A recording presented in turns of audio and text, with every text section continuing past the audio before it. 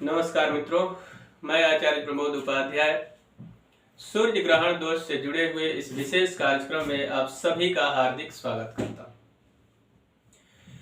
मित्रों, आपको बता दूं कि सूर्य ग्रहण दोष यदि आपके भी जन्म कुंडली में है तो आपके जीवन में अनेकानेक प्रकार की समस्याएं आएंगी, यह निश्चित है।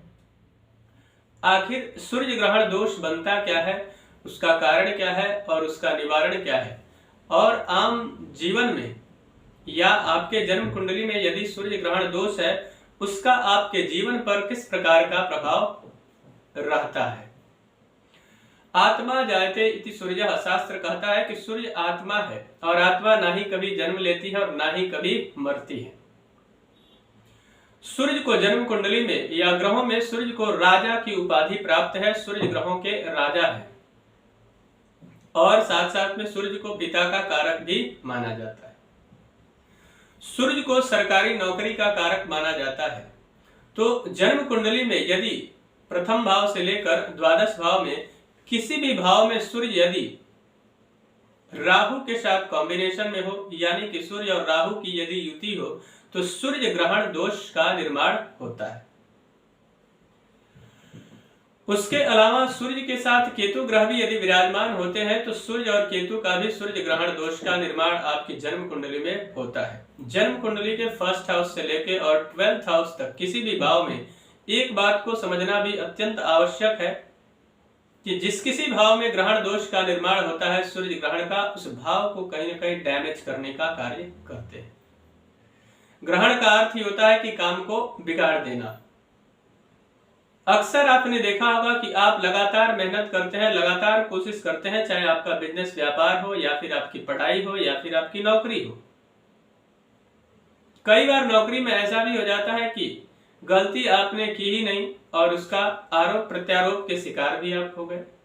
यह भी एक कारण बनता है यदि आपके जन्म कुंडली में सूर्य ग्रहण दोष लगा है तो। उसके अलावा आत्मा जायते इति सूर्य की हमने बात की, तो सूर्य आत्मा का कारक माना जाता है और यदि सूर्य ग्रहण दोष आपकी जन्म कुंडली में है तो निश्चित मानकर चलिए कि आपको किसी भी तरीके का कंपटीशन अगर है आपके जीवन के अंदर, एग्जाम हो या फिर कहीं पे किसी कार्य को करना है, तो आपने तैयारी तो पूरी की होगी, लेकिन जब परफॉर्म करने की बारी आएगी तो कहीं ना कहीं वहां पे आप फिसड्डी हो जाएंगे या आपका कॉन्फिडेंस कहीं ना कहीं डगमगा जाएगा। तो सेल्फ कॉन्फिडेंस की लगातार कमी हो जाती है। व्यक्ति लगातार आत्मविश्वास को जुटाने का प्रयास करता है और कहीं ना कहीं वह उसमें फेल हो जाता है। साथ ही आपने बेहतरीन पढ़ाई की है और बेहतरीन एजुकेशन लेने के बाद भी यदि आप निरंतर प्रयास कर रहे हैं कि मैं सरकारी नौकरी प्राप्त कर लूं, और यदि आपकी सरकारी नौकरी लग नहीं रही है या आपको सरकारी नौकरी नहीं मिल पा रही है, तो कहीं आपके जन्म कुंडली में सूर्य ग्रहण दोष तो नहीं लगा है। इसके बारे में जानिए, समझिए या फिर किसी योग्य ब्राह्मण से इसकी जानकारी प्राप्त करें।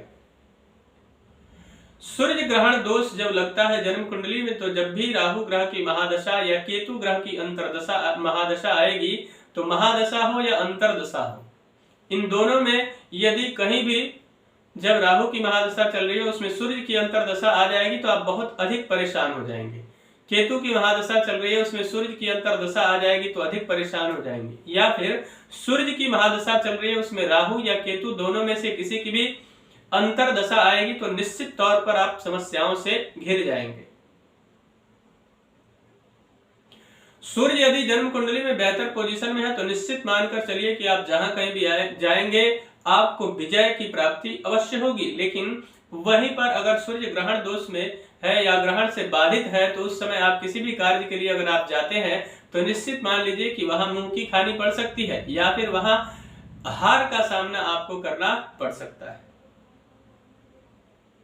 तो मित्रों, यदि आपके भी जन्म कुंडली में किसी भी भाव में सूर्य ग्रहण दोष बना हुआ है, अगर 7th हाउस में सूर्य ग्रहण बन गया, यानी कि राहु और सूर्य का कॉम्बिनेशन 7th हाउस में हो गया, तो आपके बिजनेस व्यापार में नुकसान होगा, आप पार्टनरशिप करते हैं उसके अंदर नुकसान होगा, साथ में मैरिड लाइफ आपकी खराब हो सकती है। इसी प्रकार आप समझ लीजिए कि किसी भी भाव में जन्म कुंडली में यह दोष अगर निर्मित होता है तो निश्चित मानकर चलिए कि उससे जीवन में अनेक प्रकार की समस्याएं उत्पन्न होंगी। उसके लिए आपको क्या करना चाहिए? अमावस्या के दिन किसी विद्वान ब्राह्मण के द्वारा किसी जलाशय के तट पर जाकर और सूर्य ग्रहण दोष की विधिवत शांति करवानी चाहिए। उसके अलावा भगवान सूर्य की उपासना करना अत्यंत लाभदायक रहेगा। या लाल वस्तुओं का दान करना भी आपके लिए बहुत शुभ फल देने वाला रहेगा। साथ ही शनिवार के दिन या बुधवार के दिन आपको काले वस्तुओं का दान करना भी अत्यंत शुभ फल देने वाला रहेगा। तो मित्रों, मुझे आशा है कि मेरा यह कार्यक्रम आप सभी को पसंद आया होगा। मेरा एक निवेदन है कि अगर अभी तक हमारे चैनल को आपने सब्सक्राइब नहीं किया है तो कृपया चैनल को सब्सक्राइब करें, वीडियो को अधिक से अधिक लाइक और शेयर करें, बेल आइकन को दबाएं जिससे नई नई जानकारी आप तक पहुंचती रहे। तब तक के लिए इजाजत दीजिए।